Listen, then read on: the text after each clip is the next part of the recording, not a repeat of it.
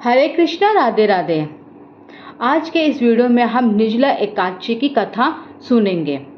एक समय की बात है, पांडवों में सबसे शक्तिशाली भीमसेन जी अपने गुरु व्यास जी के पास में जाते हैं। उनको प्रणाम करते हुए कहते हैं कि हे गुरुदेव, मेरे चारों भाई, मेरी माता कुंती और मेरी पत्नी द्रौपदी मुझे एकादशी के दिन भोजन नहीं करने को कहते हैं, परंतु गुरुदेव मैं भूखा नहीं रह सकता हूँ। तो इस पे व्यास जी कहते हैं कि हे भीमसेन, अगर तुम नरक को बुरा और स्वर्ग को अच्छा मानते हो, इसी के ही साथ अगर तुम नरक नहीं जाना चाहते हो, तो हर महीने की दोनों एकादशी के दिन तुम्हें भोजन नहीं करना चाहिए।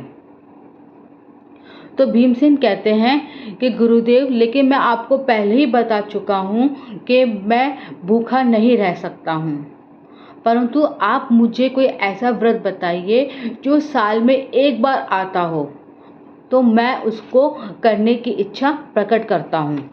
इसी के ही साथ में आप मुझे वो एक ऐसा व्रत भी बताइएगा जिसको करने से मुझे स्वर्ग की भी प्राप्ति हो।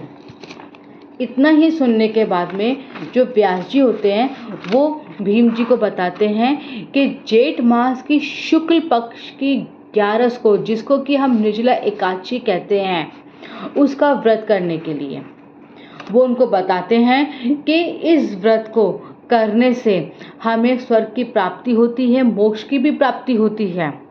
इस व्रत में हमें अन्न के साथ साथ जल भी ग्रहण नहीं करना चाहिए। इसी के ही साथ एकादशी का जब सूर्य उदय होता है, जब से लेकर और द्वादशी का जो सूर्य उदय होता है, तब तक हमें अन्न के साथ साथ जल भी ग्रहण नहीं करना है। यहाँ पर ये सब चीज़ें जानने के बाद में भीमसेन जी उनसे ये पूछते हैं कि इस व्रत को अगर करा जाए तो क्या हमें साल भर की एकादशियों का व्रत के बराबर फल प्राप्त होगा? क्या हमें इससे स्वर्ग की भी प्राप्ति होगी? तो गुरुदेव जी कहते हैं कि भीमसेन, इस व्रत को करने से तुम साल भर के जो 24 एकादशियाँ हैं उनका फल इस एक व्रत में ही प्राप्त कर सकते हो। इस व्रत को करने के बाद द्वादशी के दिन ब्राह्मणों को भोजन कराओ। ब्राह्मणों के साथ साथ ही किसी गरीब को भी भोजन कराओ और उसको उसके आवश्यकता अनुसार और तुम्हारी श्रद्धा अनुसार उसको दान और दक्षिणा दो।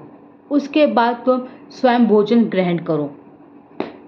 और इस दिन तुम्हें भगवान हरि नारायण का पूजा करनी है और साथ ही साथ ओम नमो भगवते वासुदेवाय नमः मंत्र का जाप भी करना है। ये सब बातें मुझे स्वयं भगवान ने आकर कही थी, ऐसा व्यास जी ने भीमसेन को कहा था।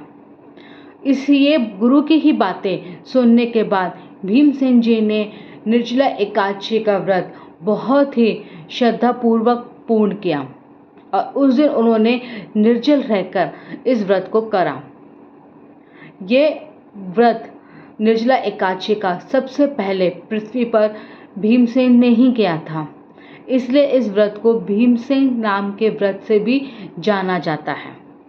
तो दोस्तों, ये थी निर्जला एकादशी की कथा, जिसमें कि हमें पता चला कि कैसे निर्जला एकादशी को भीमसेन एकादशी कहा जाता है और इस व्रत को करने के पीछे क्या कारण था।